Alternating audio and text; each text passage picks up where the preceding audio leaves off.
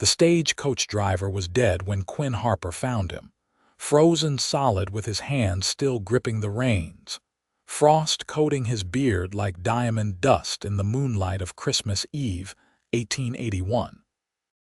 Quinn had been riding back to his ranch 3 miles outside Silverton, Colorado, when he spotted the overturned coach in the snowdrift, one wheel still spinning slowly in the bitter wind that howled down from the San Juan Mountains. His breath formed white clouds as he dismounted, boots crunching through snow that came up past his ankles, and that was when he heard it, a sound so faint he almost thought he imagined it, a soft whimper coming from inside the coach. Quinn wrenched open the door, and there she was, a young woman in a thin traveling dress that was never meant for a Colorado winter, her lips blue, her dark hair crusted with ice, her whole body shaking so violently he could hear her teeth chattering. She looked up at him with eyes that seemed too large for her pale face, brown eyes that held both terror and the last flicker of hope. And he knew without question that if he had been even 10 minutes later, she would have been as dead as the driver. "I have got you," Quinn said, his voice rough from the cold and surprise. "You are going to be all right." He did not wait for a response. The woman could barely speak anyway, her lips too frozen to form words properly. Quinn pulled off his heavy coat and wrapped it around her, then lifted her from the coach.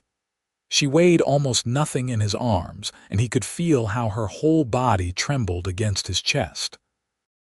He carried her to his horse, a sturdy bay gelding named Rusty who snorted nervously at the sudden extra burden, but stood steady as Quinn hauled himself into the saddle with the woman cradled against him.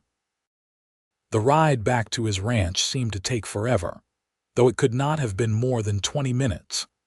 Quinn kept talking to her the whole way, nonsense mostly, telling her about his ranch, about his horses, about anything he could think of to keep her conscious.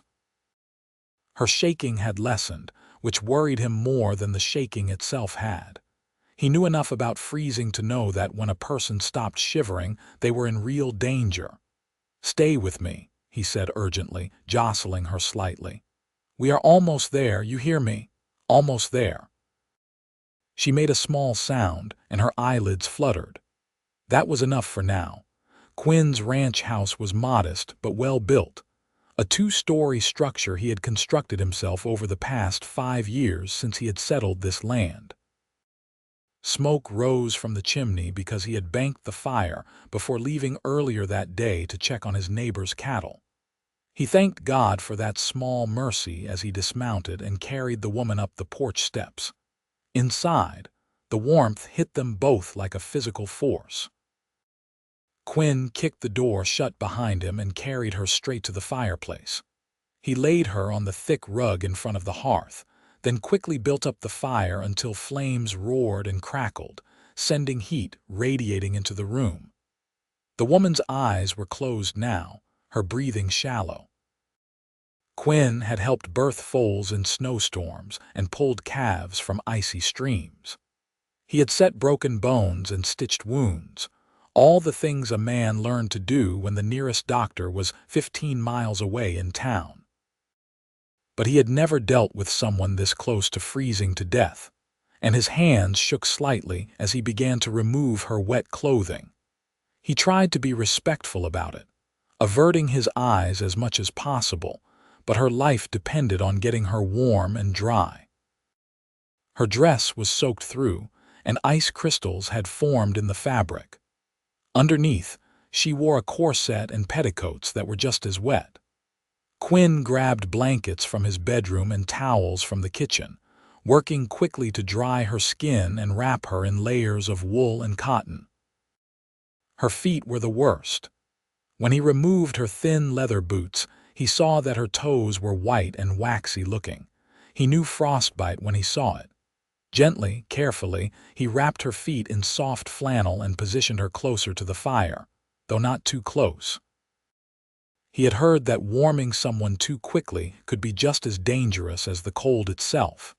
For the next hour, Quinn sat beside her, monitoring her breathing, occasionally rubbing her hands and arms to encourage circulation. He heated water on the stove and brought warm, damp cloths to place on her forehead and neck. Slowly, painfully slowly, color began to return to her face. Her breathing deepened. The violent shaking started again, which Quinn took as a good sign, her body trying to generate heat. It was nearly midnight when her eyes finally opened and focused on him with something like awareness. "Where?" she whispered, her voice hoarse and cracked. "My ranch, 3 miles outside Silverton," Quinn said. He reached for a cup of warm broth he had prepared and held it to her lips. "You need to drink this. Small sips." She obeyed, wincing as the liquid touched her cracked lips but managing to swallow. After a few sips, she turned her head away and Quinn set the cup aside. "The driver," she said. "I am sorry." Quinn shook his head. "He did not make it." Tears welled in her eyes and spilled down her temples. "Mr. Garrett, he was kind to me." "What happened?" The storm came so fast. Her voice was barely audible. "We thought we could make it to Silverton before it got bad, but the snow got so thick we could not see. The horses panicked. We went off the road and the coach overturned. Mr. Garrett told me to stay inside, stay as warm as I could. He was trying to calm the horses when I heard him fall. I called and called, but he never answered." "How long were you out there?" "Hours. Since afternoon, I think. I lost track of time." She closed her eyes. "I thought I was going to die." "You did not die," Quinn said firmly. "You are safe now." She looked at him then, really looked at him, taking in his face. Quinn knew what she saw. A man of 28 with sun-weathered skin, brown hair that needed cutting, a jaw covered in several days' worth of beard, and blue eyes that his mother used to say were the color of a summer sky. He was tall and broad-shouldered from years of hard work, and he knew his hands were rough and calloused. Not the kind of man a woman like this probably expected to find. "What is your name?" he asked. "Priscilla Rose," she said. "I came from Boston." I am supposed to marry a man named Walter Cunningham." Quinn felt something twist in his chest, though he could not have said why. Of course she was spoken for. A woman did not travel alone to Colorado unless she had a reason. "A mail-order bride." "Yes." Her voice was small. "We have been corresponding for 6 months. He owns a mercantile in Silverton. He was supposed to meet my stage, but when it did not arrive, he must have thought. I do not know what he thought." "The storm would have kept anyone sensible indoors," Quinn said.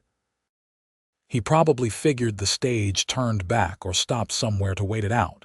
He would not have known you tried to push through." Priscilla's eyes filled with tears again. "Mr. Garrett died because of me, because I insisted we keep going. I told him Mr. Cunningham would be worried, that I could not bear to delay our meeting any longer." "The driver made his own choice," Quinn said gently but firmly. "And the storm made the real choice. You cannot blame yourself." But he could see the guilt in her eyes, knew it would haunt her. He understood that kind of guilt. He carried his own from his brother's death 3 years ago, from the ranch accident that Quinn had not been able to prevent. "You should rest," he said, standing. "I am going to make up the bed in the spare room for you." "I cannot take your bed," Priscilla protested weakly. "You are not taking my bed. I have 2 bedrooms. Built this house thinking I would have a family someday." He did not know why he added that last part. "Rest here while I get it ready. Do not try to stand yet. Your feet need time." He left her by the fire and climbed the stairs to the 2nd floor. The spare room was small but clean, with a good bed and a window that looked out over the mountains. Quinn built a fire in the small stove in the corner, then made up the bed with fresh sheets and several quilts. His mother had sewn these quilts before she died, and he ran his hand over the familiar patterns, thinking how she would have liked Priscilla, would have clucked over her and fed her soup and worried. When he came back downstairs, Priscilla had managed to sit up, though she was still wrapped in blankets like a caterpillar in a cocoon. She looked very young and very lost. "Can you walk if I help you?" Quinn asked. "I think so."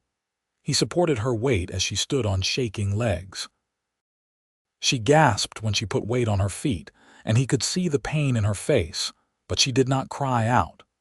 Brave, he thought. She was brave.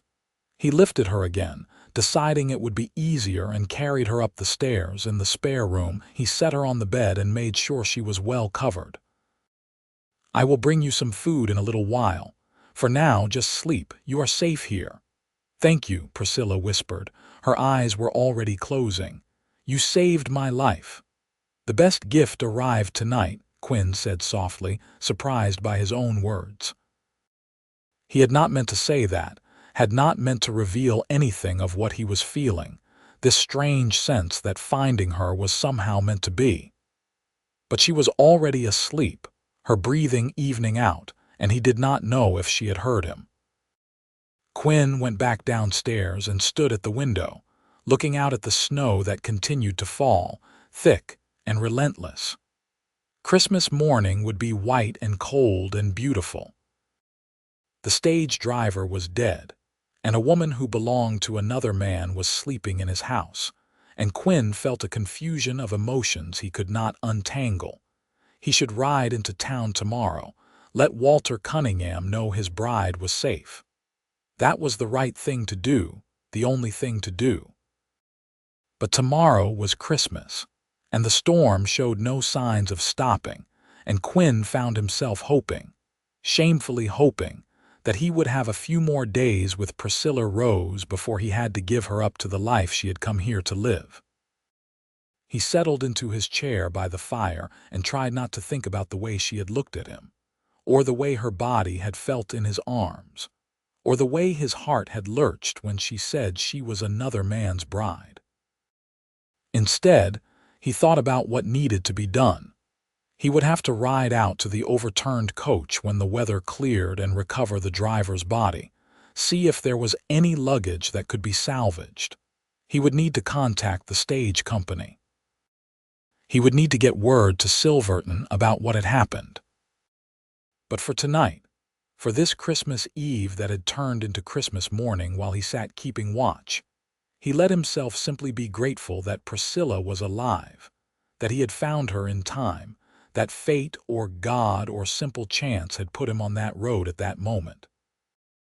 Outside, the wind howled and snow piled higher, and Quinn Harper sat by his fire and guarded the sleeping woman upstairs, as if she were the most precious thing in the world.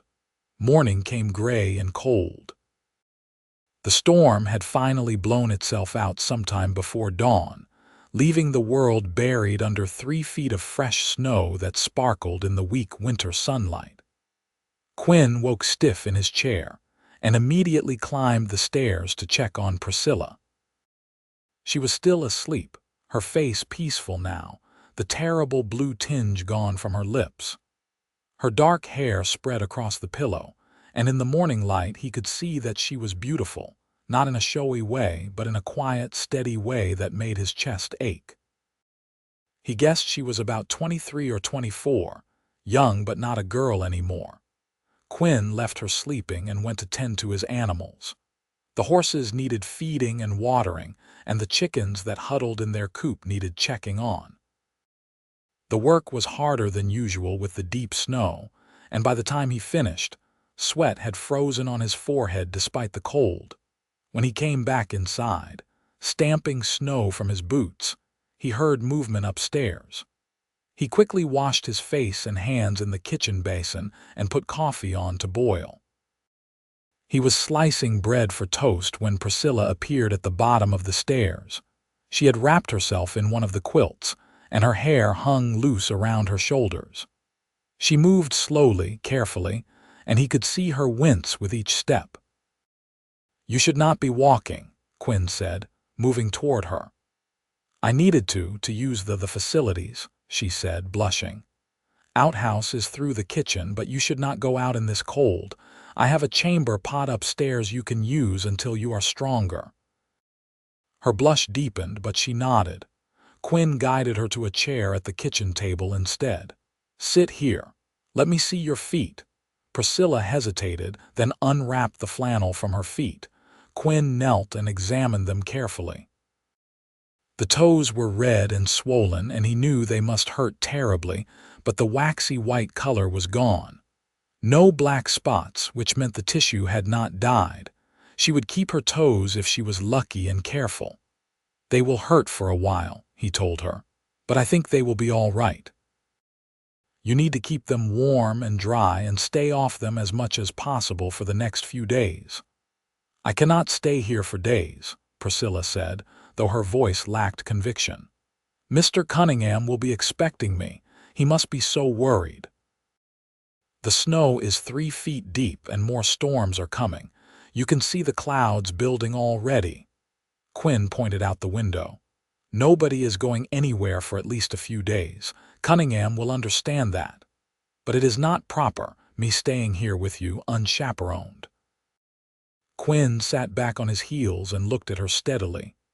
"You nearly died last night. Proper can wait until you are well. Besides, it is not as if we have a choice. Would you rather I took you to town on a travois and risked your feet falling off from frostbite?" Priscilla's eyes widened. They could fall off, if you do not take care of them, yes." He was exaggerating slightly, but only slightly. "So you are staying here in that chair or in that bed upstairs until you can walk without pain and the snow clears enough for travel. Understood?" She bit her lip, then nodded. "Understood. Good."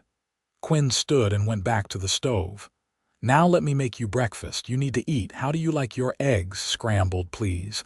If it is not too much trouble." "No trouble. It is Christmas, after all. We should have a decent breakfast." "Christmas," Priscilla repeated softly. "I forgot.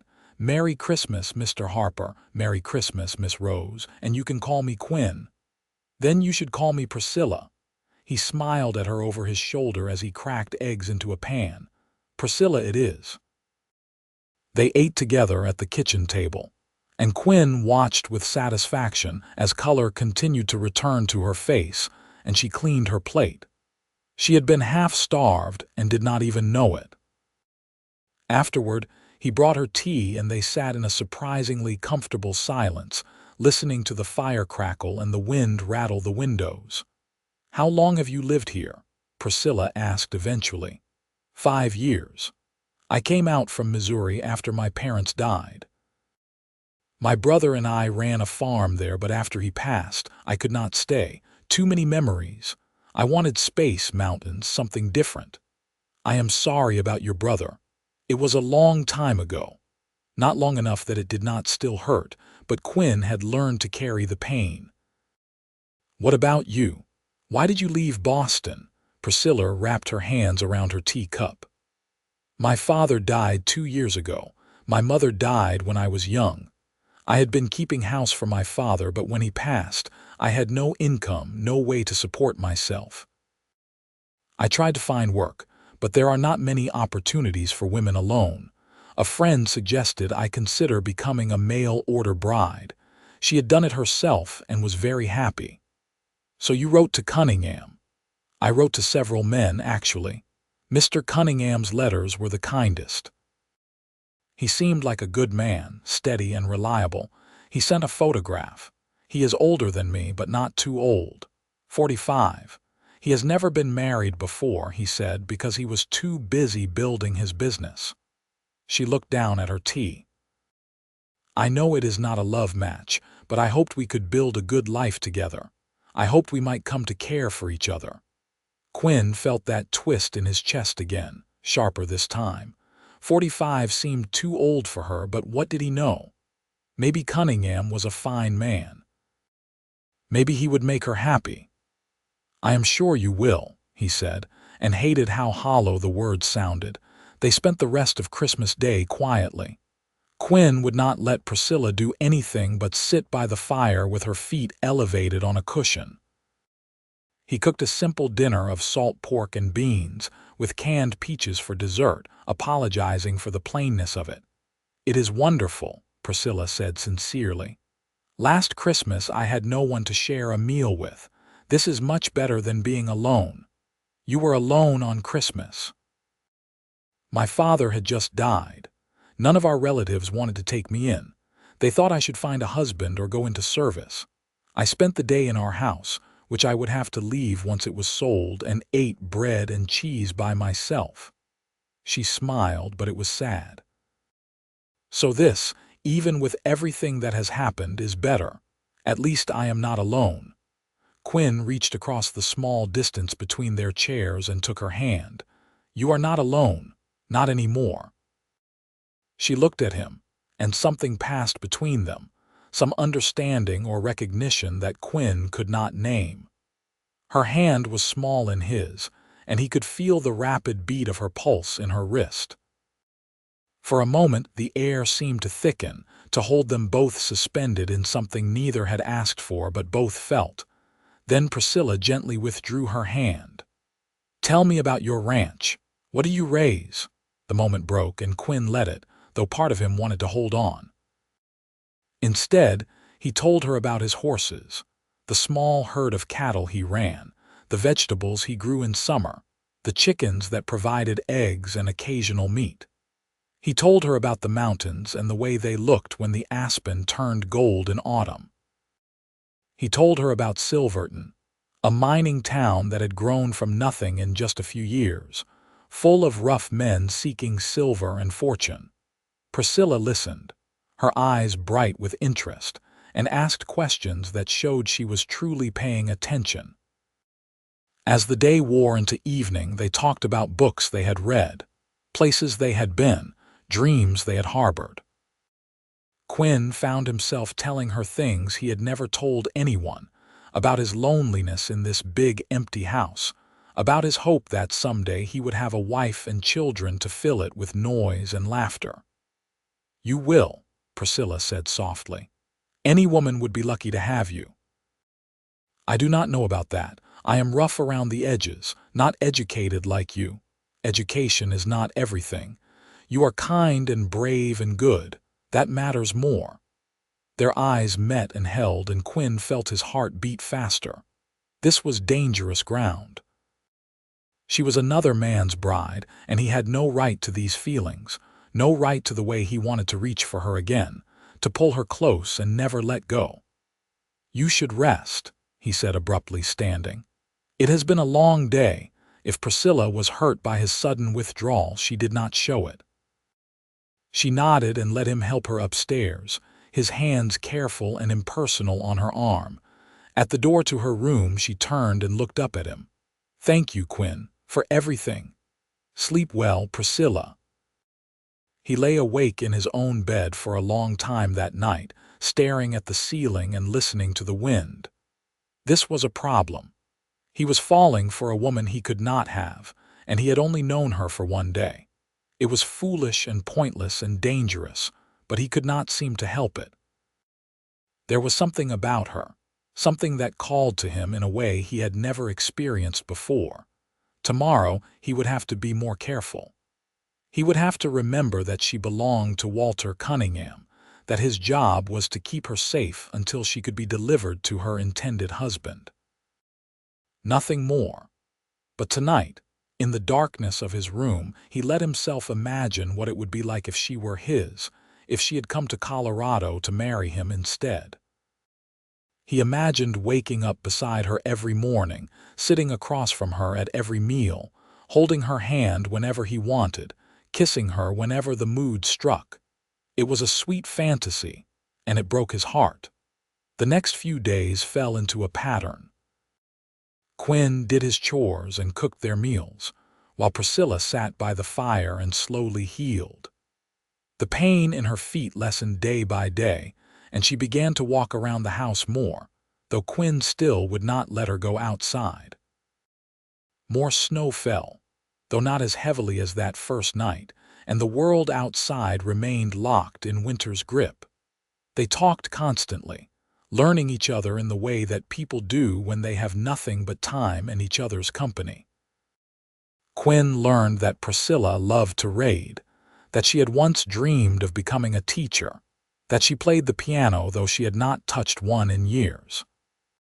She learned that Quinn had wanted to be a veterinarian before his parents died, that he missed having a dog but his old hound had died last spring, that he sang while he worked though he was embarrassed to admit it. "Sing for me," Priscilla said one evening as they sat by the fire after supper. "I am not very good. I do not care. Please." So Quinn sang, self-conscious at first but warming to it as he saw the pleasure on her face. He sang old songs his mother had taught him, ballads about love and loss and soldiers who never came home. His voice was rough but true, and when he finished, Priscilla had tears in her eyes.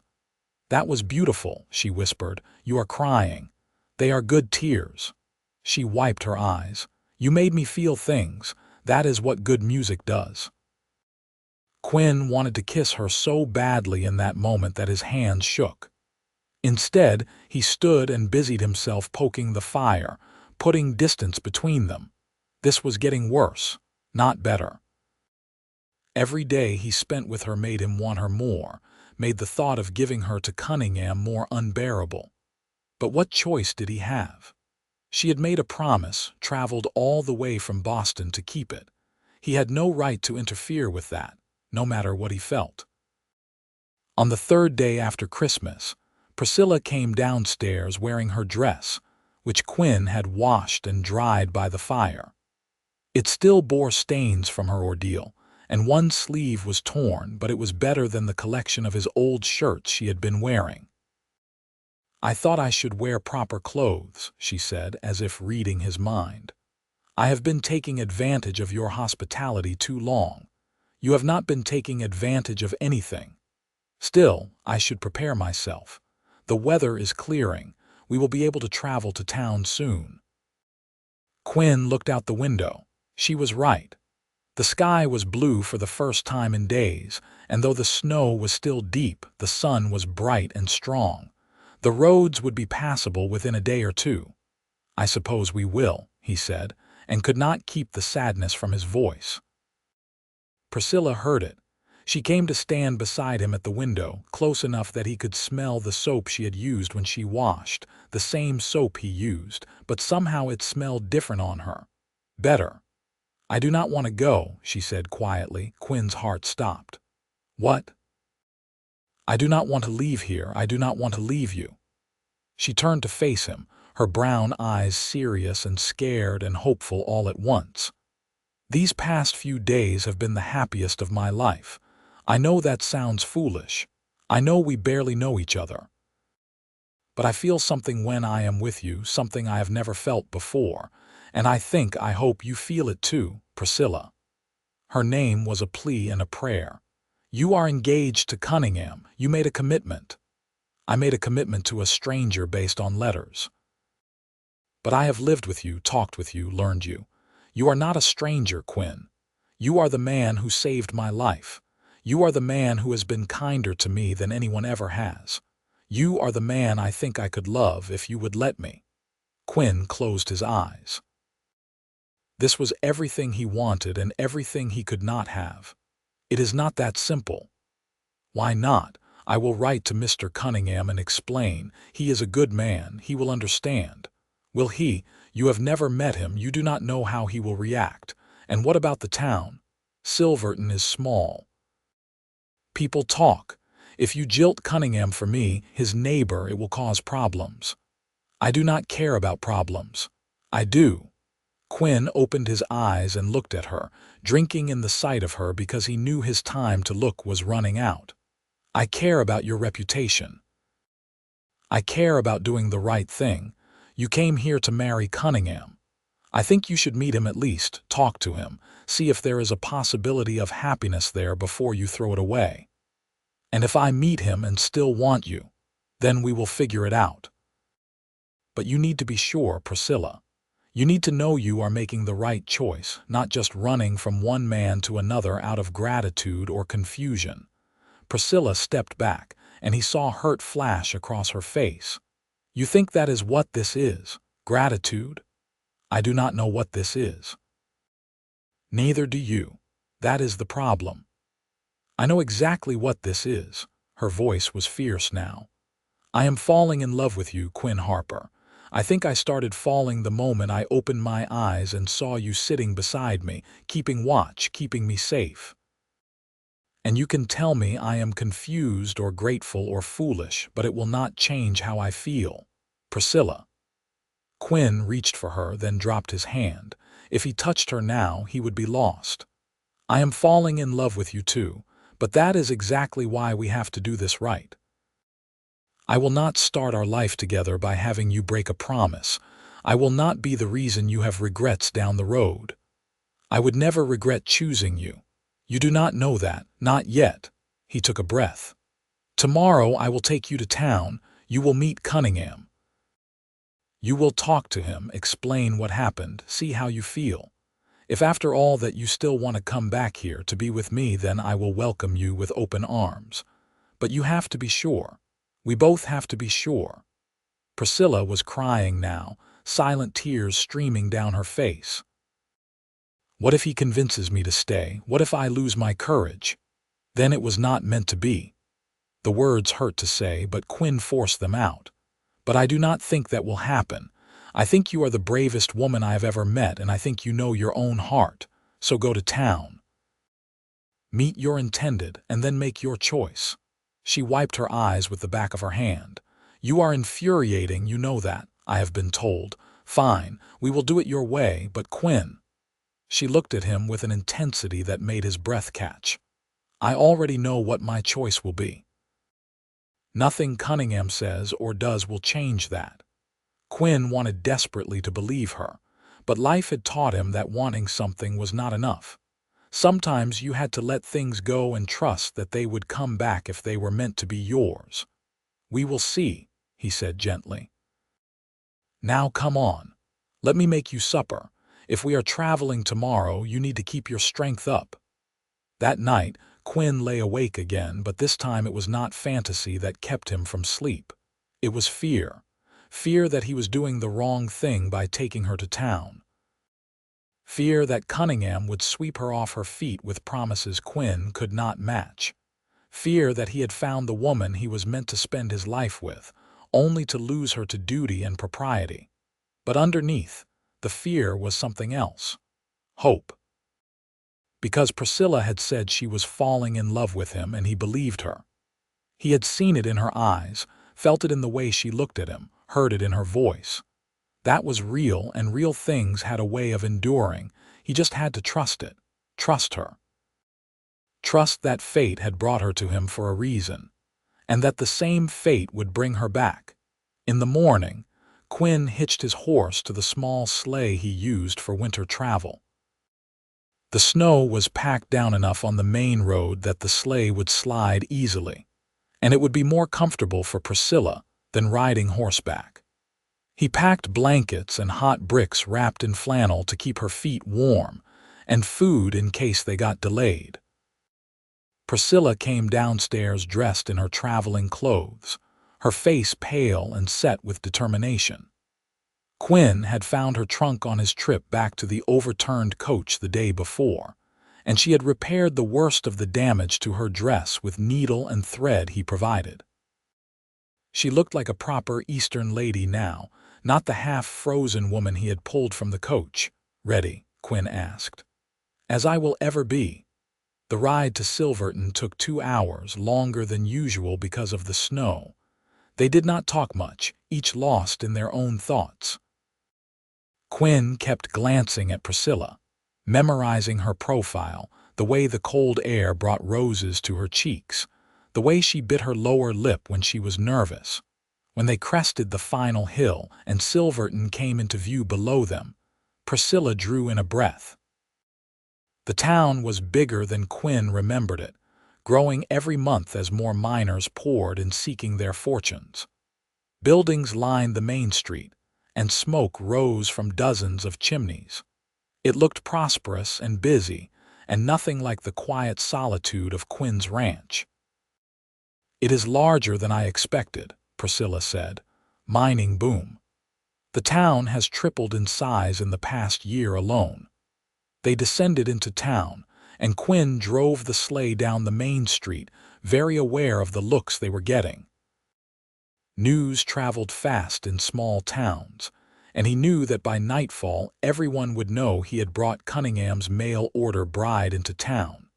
He just hoped the gossip would not be too vicious. Cunningham's mercantile was in the center of town, a large building with glass windows displaying goods. Quinn pulled the sleigh to a stop in front and helped Priscilla down. "You want me to come in with you?" he asked. Priscilla looked at the door, then back at him. "No, I should do this alone, but Quinn, wait for me, please. I will be right here." She squeezed his hand, then straightened her shoulders and walked into the mercantile. Quinn waited, his heart pounding. Minutes passed. 5, then 10, then 15. He began to pace, unable to stand still. What were they talking about in there? Was Cunningham angry, relieved? Was he sweeping Priscilla into his arms, so grateful she was alive that he made her forget all about Quinn? After 20 minutes, the door opened and Priscilla emerged, followed by a tall man with graying hair and a prosperous belly. Walter Cunningham looked exactly like his photograph, respectable, solid, successful. He also looked confused. Quinn walked over to meet them. "Mr. Harper," Cunningham said, extending his hand. "Miss Rose has told me everything. I cannot thank you enough for saving her life. If you had not found her when you did, the outcome would have been tragic." "I am glad I was there," Quinn said, shaking the offered hand. Cunningham's grip was firm but not aggressive. Up close, he looked kind, the sort of man who would make a steady husband. "Miss Rose has also told me something else." Cunningham glanced at Priscilla, who stood very still, her hands clasped in front of her. "She has told me that during her time at your ranch, she has developed feelings for you, and that she believes, though we had an understanding, it would be unfair to both of us to proceed with a marriage when her heart lies elsewhere." Quinn felt his own heart lurch. "Mr. Cunningham, I did not encourage her. I told her she should meet you first, talk to you. I believe you." Cunningham sighed. "I am disappointed, of course. I had hoped Miss Rose and I would suit. But I am not a young man, Mr. Harper, and I am not a fool. A marriage without affection is a prison for both parties. If Miss Rose does not believe we can build a life together, then I will not hold her to our agreement." "You are very generous," Priscilla said softly. "I am very practical." Cunningham smiled, though it was tinged with sadness. "I wrote to 3 other women as well as you, Miss Rose. One of them may still be interested, and if not, well, I have lived alone for 45 years. I can continue doing so." "I am sorry," Priscilla said. "Truly I am. You have been nothing but kind to me, even in your letters. You deserve someone who can love you properly. As do you." Cunningham looked at Quinn. "I assume you intend to court Miss Rose, if she will have me." "Yes, sir." "Then court her properly. Make an honest woman of her quickly, before the gossips tear her reputation apart. Silverton may be growing, but it is still a small town at heart." "I intend to." Cunningham nodded. "Then I wish you both well. Miss Rose, if you need anything at all, you know where to find me. Consider me a friend, if nothing else." "Thank you," Priscilla whispered. "You are a good man, Mr. Cunningham, just not the right man." He tipped his hat to them both and went back inside his mercantile. Quinn and Priscilla stood in the street, looking at each other. Now that the moment was here, now that she was free, Quinn found himself almost afraid to believe it. "So," he said. "So," Priscilla echoed. Then she smiled, a smile so bright it outshone the sun on the snow. "Take me home, Quinn, home, to your ranch, our ranch if you want it to be." Quinn did not care that they were standing in the middle of the street with half the town watching. He swept Priscilla into his arms and kissed her, pouring everything he felt into that kiss, all the fear and hope and desperate love. She kissed him back just as fiercely, her arms coming up around his neck, and for a perfect moment the world narrowed to just the two of them. When they finally broke apart, both breathing hard, Quinn rested his forehead against hers. "Cunningham is right. We should marry soon. I do not want there to be any question about your reputation." "How soon?" "Tomorrow, if the preacher is available." Priscilla laughed, the sound bright and joyous. "Tomorrow sounds perfect." They went to see the preacher immediately, an older man named Reverend Thompson, who listened to their story and agreed to perform the ceremony the next day. They would need a marriage license, which meant a trip to the courthouse, and witnesses, which Quinn said his neighbor Jacob Morrison and his wife would provide. The rest of the day passed in a blur of activity. Quinn bought Priscilla a new dress from the dressmaker's shop, a simple blue wool that matched her eyes.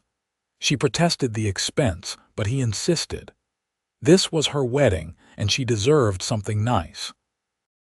They purchased a few other necessities, things Priscilla would need at the ranch, and stopped by the Morrison place to ask Jacob and his wife Ellen to stand up for them. The Morrisons were surprised but happy to help.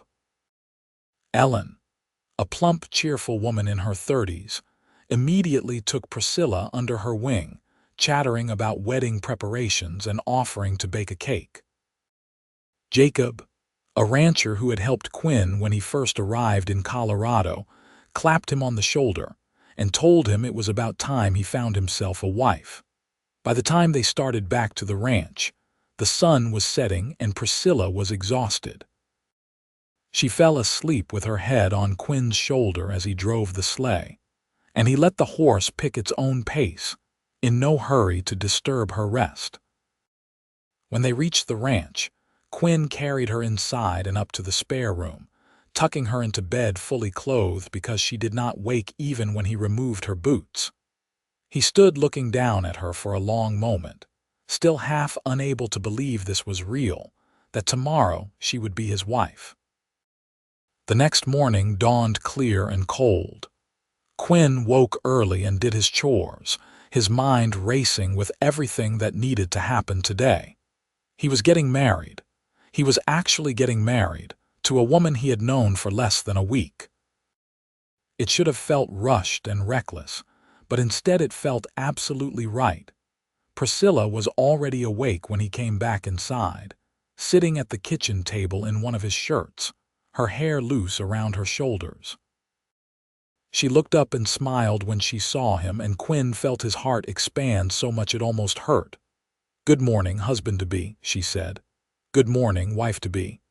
Quinn hung up his coat and washed his hands. "How are you feeling? Nervous, excited, happy, terrified?" She laughed. "All of it at once. Me too."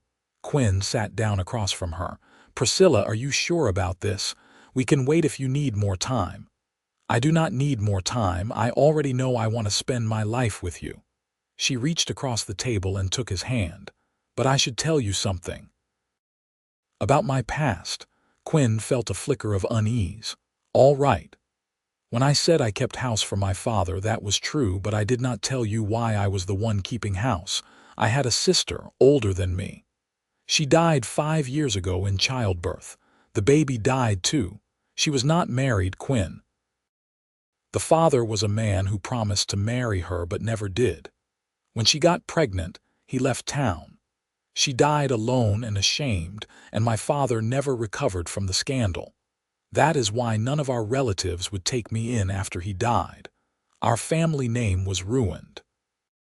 "I am sorry," Quinn said quietly. "That must have been terrible for all of you." "It was. But I tell you this because I want you to know what you are getting. If we marry, you will be associated with that scandal. Some people may judge you for it." Quinn stood and came around the table, pulling Priscilla to her feet and into his arms. "I do not care what happened to your sister. I do not care what anyone thinks. I care about you and only you. Your family's past is not your burden to carry." Priscilla buried her face in his chest. "You are a good man, Quinn Harper." "I am a man in love," he corrected. "Now come on, we have a wedding to get to." They arrived in Silverton just before noon. The church was small but pretty, with wooden pews and colored glass in the windows. Reverend Thompson was waiting for them, along with Jacob and Ellen Morrison, who had indeed brought a cake, along with their 2 young sons. Priscilla changed into her new dress in a back room of the church, and Ellen helped her fix her hair into something more elegant than the simple braids she usually wore. When she emerged, Quinn felt his breath catch. She was beautiful, more beautiful than he had ever seen her. The ceremony itself was simple and short. Quinn and Priscilla stood before the altar and repeated the vows Reverend Thompson recited. Love, honor, cherish in sickness and health for richer or poorer, till death parted them. Quinn said the words and meant every single one.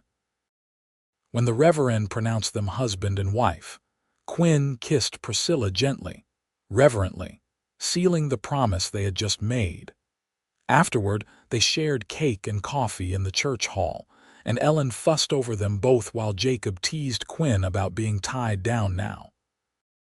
The Morrison boys, aged 7 and 9, ran around the hall playing tag until their mother scolded them into sitting still.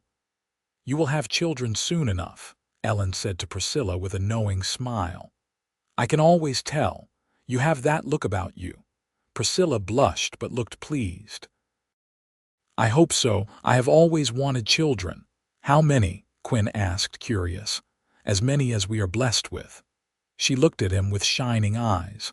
"A whole house full if God wills it." Quinn thought about his empty house, about all the rooms he had built hoping to fill them someday. A house full sounds perfect. They left Silverton in the late afternoon, husband and wife, and drove back to the ranch as the sun set behind the mountains, painting the snow in shades of pink and gold. Priscilla was quiet, and Quinn wondered if she was nervous about the wedding night. He was a little nervous himself, though he tried not to show it. At the ranch, Quinn carried her over the threshold, making Priscilla laugh. "I am perfectly capable of walking. Humor me. It is tradition." He set her down in the kitchen, and they stood looking at each other, suddenly awkward. Then Priscilla stepped forward and put her hand on his chest over his heart. "I am not afraid," she said softly, "of this, of us, of anything, because I am with you." Quinn covered her hand with his. "I will take care of you, I promise, for the rest of our lives." "I know," she smiled. "Now take me to bed, husband." Quinn did. And if they were both a little clumsy and shy at first, they learned each other quickly, with tenderness and patience and growing passion. Afterward, they lay tangled together in Quinn's bed, which was now their bed, and talked in whispers until sleep claimed them both. The next weeks passed in a blur of happiness. Priscilla settled into life at the ranch as if she had always been there. She learned to milk the cow, gather eggs, cook on the wood stove. Quinn taught her to ride, and they spent hours exploring the land together, Quinn showing her all his favorite places: the creek where he fished in summer, the meadow where wildflowers grew so thick you could not see the grass, the high ridge where you could see 3 mountain peaks at once. In the evenings, they sat by the fire and talked or read aloud to each other. Priscilla had brought a few books from Boston, and Quinn discovered he loved hearing her read, loved the way her voice rose and fell with the story. Sometimes he played his harmonica while she hummed along, and sometimes they just sat in comfortable silence, content simply to be together. The town of Silverton slowly accepted their hasty marriage. There was gossip, of course, some of it unkind, but Walter Cunningham put a stop to the worst of it by making it known that he bore Quinn and Priscilla no ill will. Jacob and Ellen Morrison vouched for them both, and gradually the whispers died down. Priscilla met the few other ranch wives in the area and made friends, particularly with Ellen, and a young woman named Sarah who lived on the neighboring ranch to the south. The women would get together once a week to sew and talk, And Priscilla always came home from these gatherings with a lightness in her step that told Quinn how much she needed female company. Winter softened into spring. The snow melted, revealing brown grass that would turn green in a few weeks. Quinn prepared for planting season, and Priscilla helped him, learning to till soil and plant seeds. They worked side by side from dawn to dusk, and though the work was hard, Quinn had never been happier. It was in early April that Priscilla came to him in the barn where he was mending harness and said, "I think I might be with child." Quinn nearly dropped the leather he was holding. "What?" "I think I am pregnant." Priscilla's face was flushed, her eyes bright. "I am not certain yet, but I have missed my courses and I have been feeling strange in the mornings. Ellen says those are signs." Quinn set down the harness and pulled her into his arms. "A baby. Are you happy?" "Happy?" Quinn laughed and spun her around, making her squeal. "I am more than happy. I am overjoyed. We are going to be parents." "We are," Priscilla agreed, laughing. When he set her down, she touched his face gently. "You are going to be a wonderful father, and you are going to be an amazing mother." Quinn kissed her forehead, her cheeks, her lips. "When?" "October, I think. Maybe November. A baby by winter. A new life, a new generation to fill this house and carry on after they were gone." Quinn felt a surge of emotion so strong it brought tears to his eyes. This was everything he had ever wanted, everything he had dreamed of during those long, lonely years before Priscilla came into his life. "I love you," he said fiercely. "I love you so much. I love you too."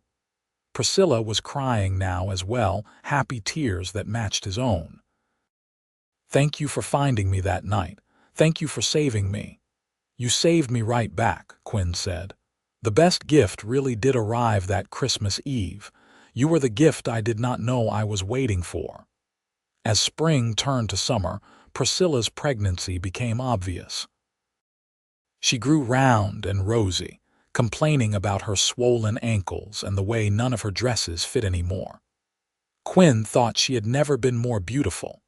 He was constantly amazed by the miracle of new life growing inside her, by the way her body changed to accommodate it. He made plans, adding onto the house to create a proper nursery, building a cradle from smooth pine he sanded until there was not a single rough edge. Priscilla sewed tiny clothes and blankets, her face soft with contentment as she worked. The other ranch wives threw her a party in August, gathering at the Morrison place to give her gifts and advice. Priscilla came home with armloads of baby things and stories about childbirth that made Quinn's blood run cold. "It cannot be that bad," he said nervously. "Women have babies all the time." "It is that bad," Priscilla said, but she was smiling. "But it is also worth it." That is what they all said. The pain does not matter when you hold your baby for the first time. Quinn hoped she was right. The thought of Priscilla in pain and danger terrified him. He remembered her sister, dying in childbirth, and had nightmares about losing Priscilla the same way. As if sensing his fear, Priscilla took his hand and placed it on her swollen belly. "Feel that? The baby is kicking. That is our child, Quinn, strong and healthy. Everything is going to be fine." Quinn felt the flutter of movement beneath his palm and his throat tightened. "I could not bear to lose you." "You will not lose me. I am not going anywhere." She kissed him softly. "I survived freezing to death, remember? I am tougher than I look." October came, and Priscilla grew uncomfortable and impatient. The baby was due any day, according to the midwife they had hired, an older woman named Mrs. Fletcher, who had delivered half the babies in the county. Mrs. Fletcher had checked on Priscilla several times and pronounced everything normal. "First babies take their time," she told Quinn. "Could be another week or two yet. Just keep her comfortable and send for me when her pains start." Quinn tried to keep busy, tried not to hover, but it was impossible not to worry. He barely let Priscilla out of his sight, jumping at every wince or groan. "I am fine," Priscilla said for the 100th time. "You are going to drive yourself mad." "I am already mad, mad with worry." She laughed and pulled him down for a kiss. "Then let me distract you." But that night Priscilla woke him with a gasp. "Quinn, I think it is time." Quinn bolted upright, his heart racing. "Are you sure?" "I am sure." Her face was pale in the moonlight. "My water broke, and the pains are strong." Quinn dressed in record time and rode for Mrs. Fletcher's house, pushing his horse as fast as he dared in the darkness. By the time he returned with the midwife, dawn was breaking and Priscilla's pains were coming fast. Mrs. Fletcher took over with calm efficiency, sending Quinn to boil water and fetch towels. He obeyed, grateful to have something to do, but the hours that followed were the longest of his life. Priscilla labored through the morning and into the afternoon, and though she never cried out, he could see the pain in her face, the way her body shook with effort. "You are doing so well, Mrs. Fletcher kept saying. Not much longer now, but it seemed to go on forever. Quinn held Priscilla's hand and wiped her forehead and felt utterly helpless. This was beyond him, beyond anything he knew how to fix or help with. All he could do was be there, and it did not feel like nearly enough.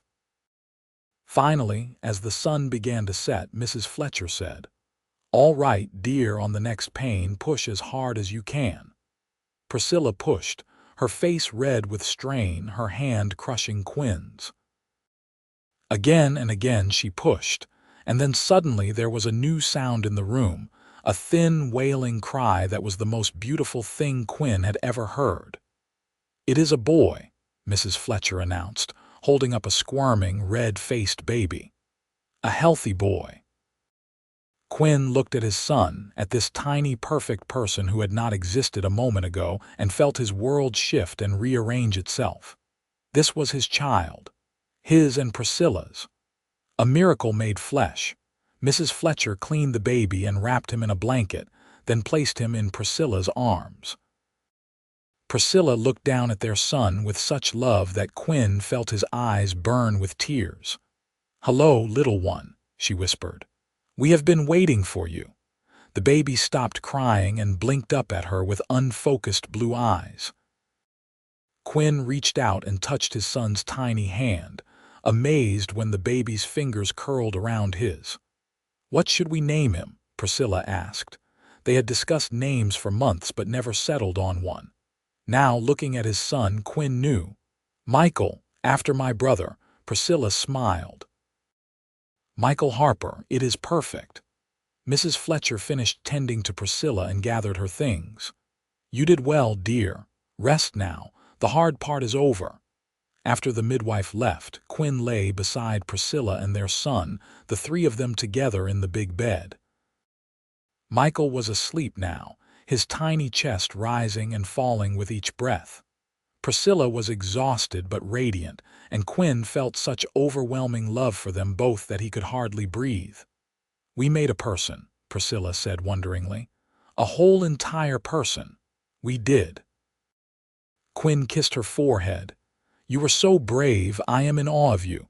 It was worth it. Ellen was right. The pain does not matter now." She looked up at him. "Are you happy?" "More than I ever thought possible." Quinn touched Michael's soft, dark hair so like Priscilla's. "Thank you for this." "For him. For everything. Thank you for finding me that night," Priscilla said softly. "For saving my life so I could have this life with you." They lay together in the gathering darkness, their son between them, and Quinn thought about the strange twists of fate that had brought them to this moment. If the storm had not come, if the coach had not overturned, if he had taken a different road home that Christmas Eve, none of this would exist. Priscilla would have married Cunningham, or perhaps died in the snow, and Quinn would still be alone in this big empty house. But the storm had come, and he had found her, and she had chosen him. And now they had this, a family, a future, a love that had grown from the most unlikely of beginnings into something strong and true and lasting. Life settled into a new rhythm after Michael was born. The days were filled with feedings and diaper changes, and the constant wonder of watching a baby grow and change. Michael was a good baby, easy and content, and he thrived under Priscilla's loving care. Quinn took to fatherhood with surprising ease. He loved holding his son, loved the weight of him in his arms, the way Michael would stare up at him with wide, curious eyes.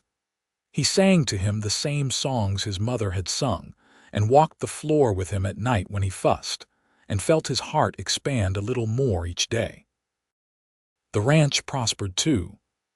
Quinn had his best year ever, selling cattle for good prices and expanding his herd. He hired a young man named Thomas to help with the work, which gave him more time to spend with Priscilla and Michael. They talked about the future, about the ranch they would build together, the legacy they would leave for their son. Michael's first Christmas came, and Priscilla decorated the house with pine boughs and candles, making everything festive. On Christmas Eve, they sat together by the fire, Michael on Priscilla's lap, and Quinn told them the story of that other Christmas Eve a year ago, when he had found a frozen woman in an overturned coach and saved her life. "Best thing that ever happened to me," Quinn said. "Finding you that night." "Best thing that ever happened to me too," Priscilla agreed. "Even if I did nearly die, do not joke about that. I am not joking, I am grateful, because it brought me here to you to this life." She looked down at Michael, who was playing with her fingers. "To him." Quinn leaned over and kissed her, then kissed the top of Michael's head. "Merry Christmas, my loves." "Merry Christmas," Priscilla echoed. The years flowed by, marked by the changing seasons and the milestones of their growing family. Michael learned to walk and talk, becoming a sturdy little boy with his mother's brown eyes and his father's stubborn determination. When he was 2, Priscilla became pregnant again, and this time the birth was easier, faster. Their second son, whom they named Peter, arrived on a warm June morning with a lusty cry that announced his arrival to the world. 2 years after Peter came a daughter, Grace, who looked exactly like Priscilla and wrapped Quinn around her tiny finger from the moment she was born. And 2 years after Grace came another son, Samuel, who was the image of Quinn's brother Michael. The house that had once been empty and echoing was now filled with noise and laughter and life. Children ran through the rooms, played in the yard, helped with the chores as they grew older. Quinn and Priscilla were busy from dawn to dusk, but they had never been happier. Quinn expanded the ranch, buying more land, building a bigger barn. He became known in the area as a fair man and a good rancher, and other settlers came to him for advice. Priscilla started a small school on their property for the ranch children in the area, teaching them reading and writing and arithmetic. She loved it, loved shaping young minds, and the children adored her. On their 10th wedding anniversary, Quinn took Priscilla up to the high ridge where you could see 3 mountain peaks at once. It was summer, and wildflowers covered the meadow in a riot of color.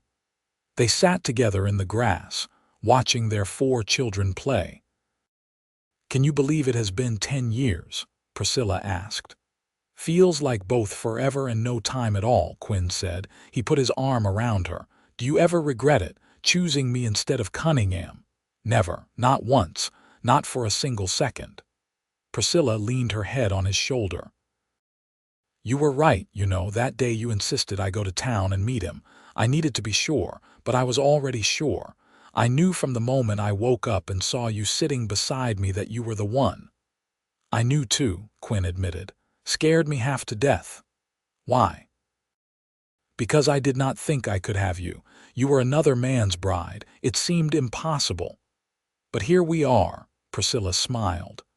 "Married 10 years with 4 beautiful children and a life I could never have imagined when I left Boston." "Do you miss it, Boston?" not even a little. "This is my home now. You are my home." Quinn kissed her, long and sweet, and heard their children making exaggerated gagging noises. "Papa is kissing Mama again," Michael called out in mock disgust. "You better get used to it," Quinn called back. "I plan to keep kissing her for the next 50 years. "That is a lot of kissing," Peter observed. "Your father is very dedicated," Priscilla said, laughing. They stayed on the ridge until sunset, their children running and playing in the golden light, and Quinn thought about the journey that had brought them here. It had started with a storm and an overturned coach and a desperate act of survival. It had grown into this, into love and family and a life rich with purpose and joy. The years continued to pass, bringing challenges and triumphs in equal measure.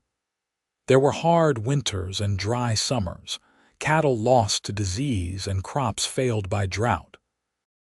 But there were also good years, years of plenty, and through it all, Quinn and Priscilla faced everything together. Their children grew. Michael became a strong young man who loved the ranch as much as Quinn did. Peter was quieter, more scholarly, and talked about becoming a lawyer. Grace was spirited and independent, with her mother's love of teaching and her father's stubborn streak. Samuel was the baby, sweet and affectionate, content to follow his older siblings around and learn from them. When Michael turned 18, Quinn signed over half the ranch to him, making him a full partner. Michael had earned it, working as hard as any man twice his age. Father and son worked side by side, and Quinn felt a deep satisfaction in knowing the ranch would continue after he was gone, that he had built something lasting. Priscilla continued her school, watching her own children graduate from her teachings, and then teaching the next generation. She became known throughout the county as an excellent educator, and families would move to the area specifically so their children could attend her school. Walter Cunningham remained a friend, though they saw him rarely. He had eventually married a widow from Denver and seemed content. Whenever they met in town, he would tip his hat and exchange pleasantries, and there was never any awkwardness between them. Quinn and Priscilla's 20th anniversary came, then their 25th. They were no longer young, both showing gray in their hair and lines on their faces, but they were still deeply in love. Quinn could not look at Priscilla without remembering the frozen woman he had pulled from the coach, without marveling at how she had transformed his life. On their 30th anniversary, their children threw them a party. All four were adults now, with lives and plans of their own. Michael had married a rancher's daughter named Anna, and had given Quinn and Priscilla their first grandchild, a little girl named Rose in honor of Priscilla's maiden name. Peter had indeed become a lawyer and practiced in Denver.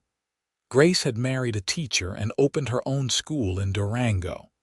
Samuel was still at home, working the ranch with his father and brother, and courting a sweet girl from town.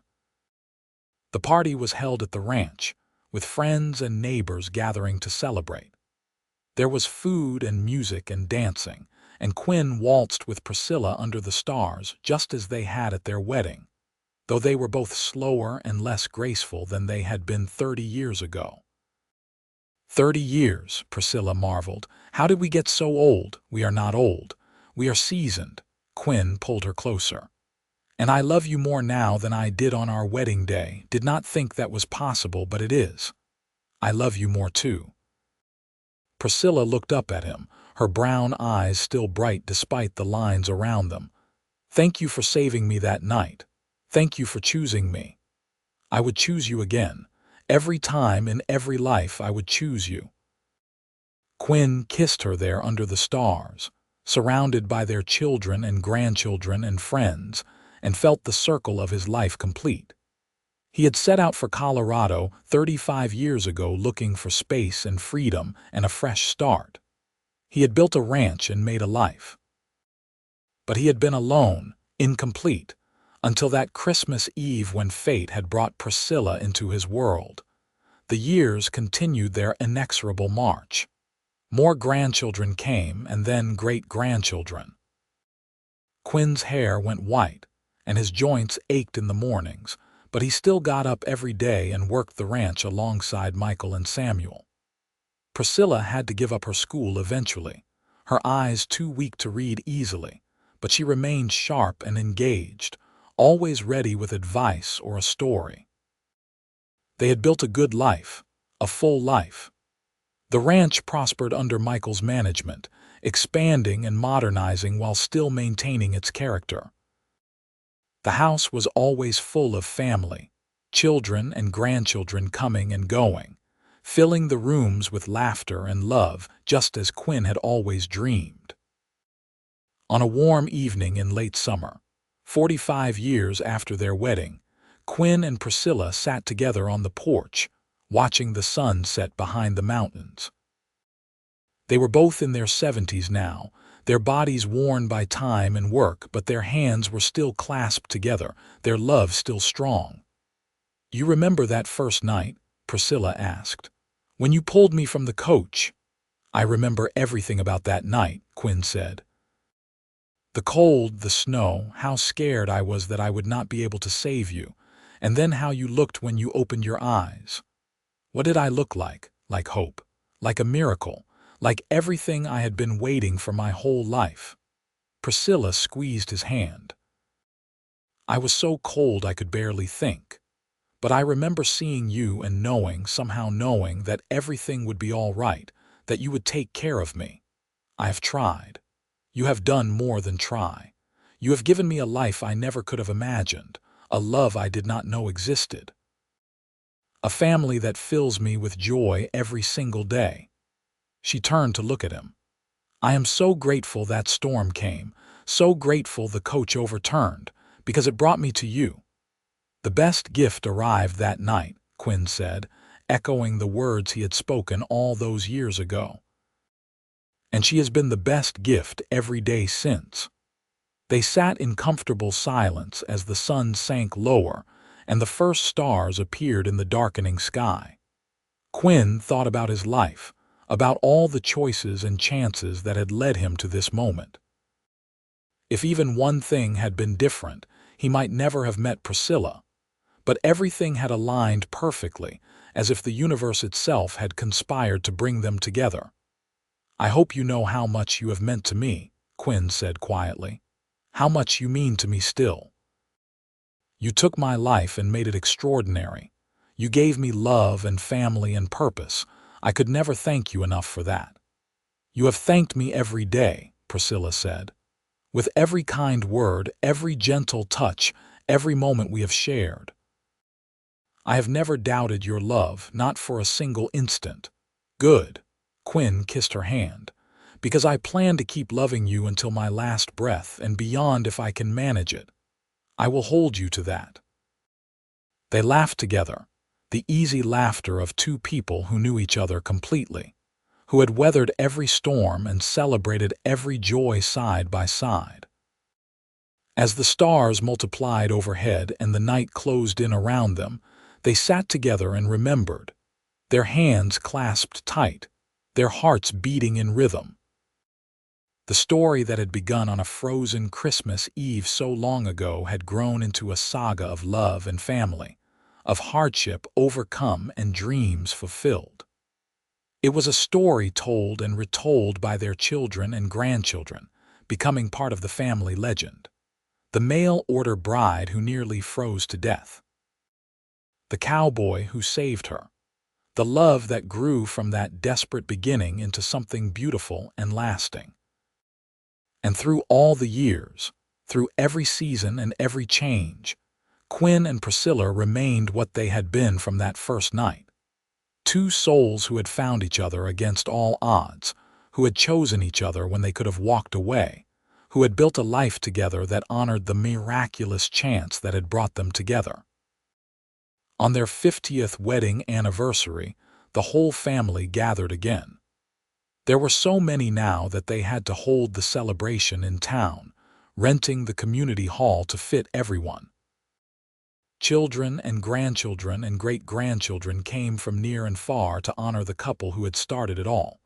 Michael, now in his 50s himself and running the ranch, stood up to make a speech. "My parents' story has always amazed me," he said. "They met in the worst possible circumstances. My mother was literally freezing to death. My father was a stranger. Everything about the situation should have ended in tragedy, but instead, it ended in this." He gestured around the room at the assembled family. "All of us exist because on one Christmas Eve, my father went out in a blizzard and found my mother. Because he saved her life. Because she chose him. We are all here because of their love." There was not a dry eye in the room. Quinn held Priscilla close and felt the weight of everything they had built together, the legacy they would leave behind. This family, this love, this life, it was all more than he had ever dared to hope for. More speeches followed, more toasts and tears and laughter. When it was finally Quinn's turn to speak, he stood slowly, his hand still holding Priscilla's, and looked out at the faces watching him. His children, his grandchildren, his great-grandchildren, all here because of one night 50 years ago. "I am not much for speeches," Quinn began. "But I want you all to know something. The night I found your mother, your grandmother, I told her she was the best gift that arrived that Christmas. And I have never spoken truer words. Priscilla has been my gift every day for 50 years. She has been my partner, my love, my best friend. She has given me more than I ever deserved, more than I ever could have asked for. This family, this life, it is all because of her, because she survived that night, because she chose me, because she loved me." His voice broke, and he had to pause to compose himself. "I hope I have made her happy. I hope I have given back even a fraction of what she has given me." "You have," Priscilla said, standing to join him. "You have made me happier than I ever thought possible. You have been everything I needed and so much more. I would live that night again, would go through all the fear and cold and pain, just to end up here with you."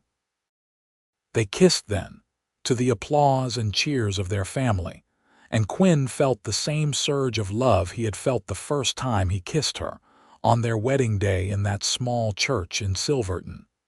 50 years had not dimmed it.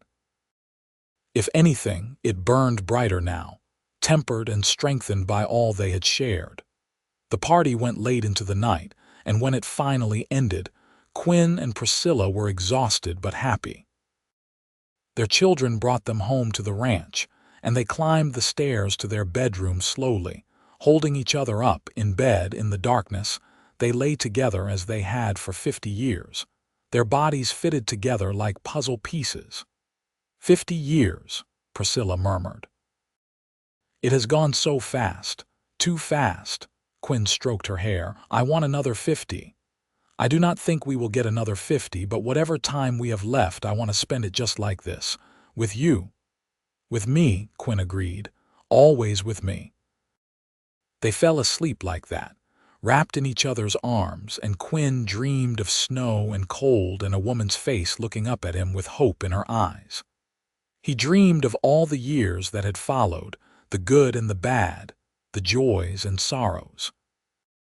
And when he woke in the morning with Priscilla beside him, he gave thanks for it all. The years that followed were quieter. Quinn and Priscilla were both slowing down now, their bodies no longer able to do what they once had. But they remained engaged with their family, with the ranch, with life. Michael and Anna lived in the house with them now, along with their youngest daughter who was not yet married. The house was still full of life and laughter, just as Quinn had always wanted. Quinn spent his days in a chair on the porch, watching the ranch operate around him, offering advice when asked, but content to let his sons handle the day-to-day work. Priscilla sat beside him, knitting or reading or just enjoying the view. They talked less than they used to, but the silence between them was comfortable.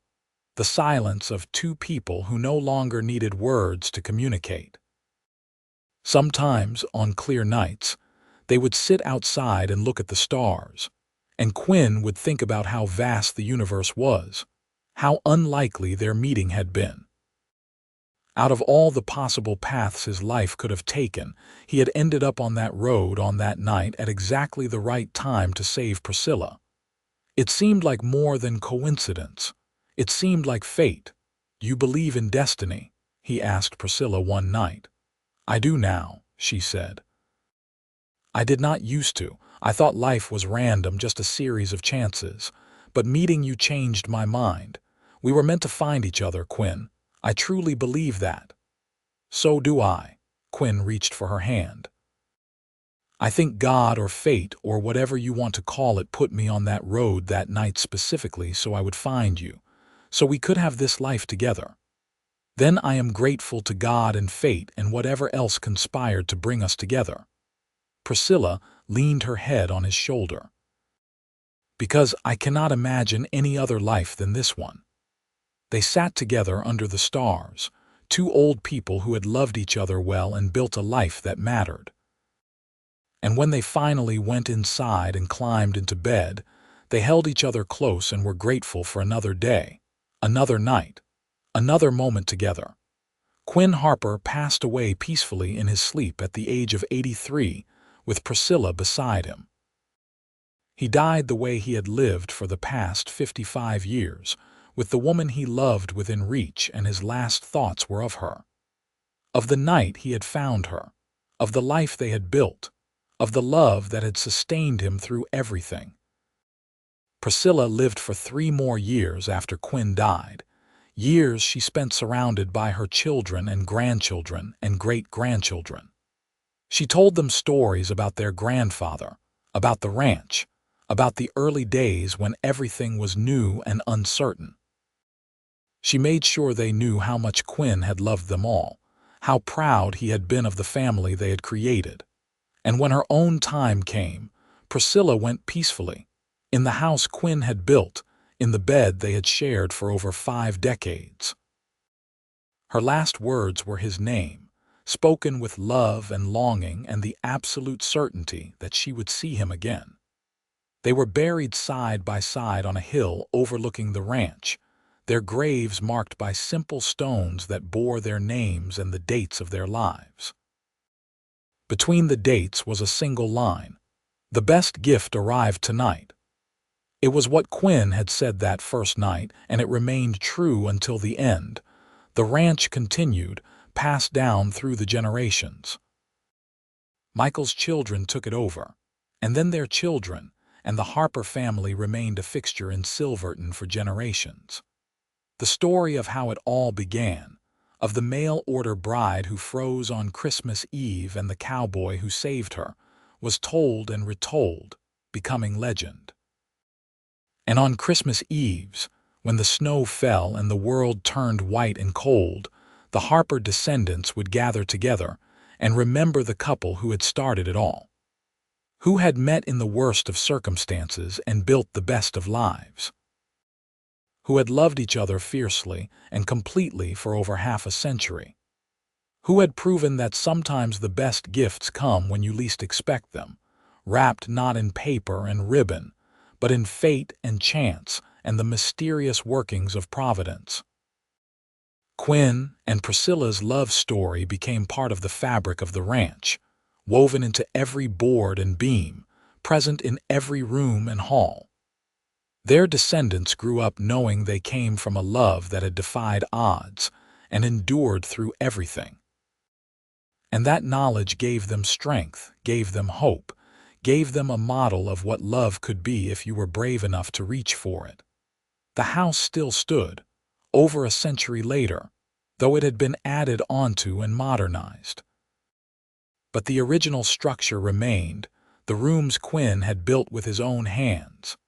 And sometimes, on cold winter nights, people said they could feel a warmth in those old rooms, a presence that was comforting and kind. They said it was Quinn and Priscilla, still together even in death, still watching over the family they had created, still loving each other across the veil that separated this world from the next. Whether that was true or just a family story, no one could say for certain. But what was certain was this. On Christmas Eve in 1881, Quinn Harper had ridden out into a blizzard and found a half-frozen woman in an overturned coach. He had saved her life, and in doing so, she had saved his right back. They had fallen in love quickly and married quickly and built a life that lasted. They had created a family that grew and prospered. They had proved that love could bloom even in the coldest of circumstances, that it could endure through every challenge, that it could transform two lonely people into a partnership that blessed everyone it touched. And that, in the end, was the true miracle of their story. Not just that Quinn had found Priscilla that night, not just that she had survived and they had married and had children. The miracle was in what they built together, in the love that sustained them through 55 years, in the legacy they left behind. The best gift had indeed arrived that Christmas Eve, wrapped in frost and near death but precious beyond measure. And Quinn Harper had recognized it for what it was, had cherished it and nurtured it, and watched it grow into something beautiful. He had loved Priscilla with everything he had, and she had loved him back just as fiercely. And that love had created something lasting, something that continued generations after they were gone. It was a love story for the ages, a romance that belonged in books and ballads. But it was also real, grounded in the hard work and daily choices of two people who had committed to each other and kept that commitment through everything. They had fought and made up, struggled and triumphed, laughed and cried and lived every moment together. And in the end, they had created a life that mattered, a love that endured, a story that would be told as long as there were Harpers to tell it. On a hill in Colorado, 2 stones marked 2 graves, and between them, carved in granite, were the words that summed up everything.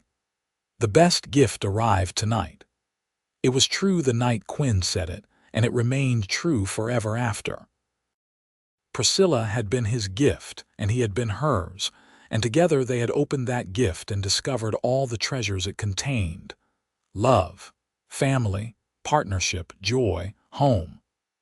All the things that make life worth living, all wrapped up in one fateful meeting on Christmas Eve. It was a story of survival and choice, of courage and commitment, of 2 people finding each other against all odds and building something beautiful together.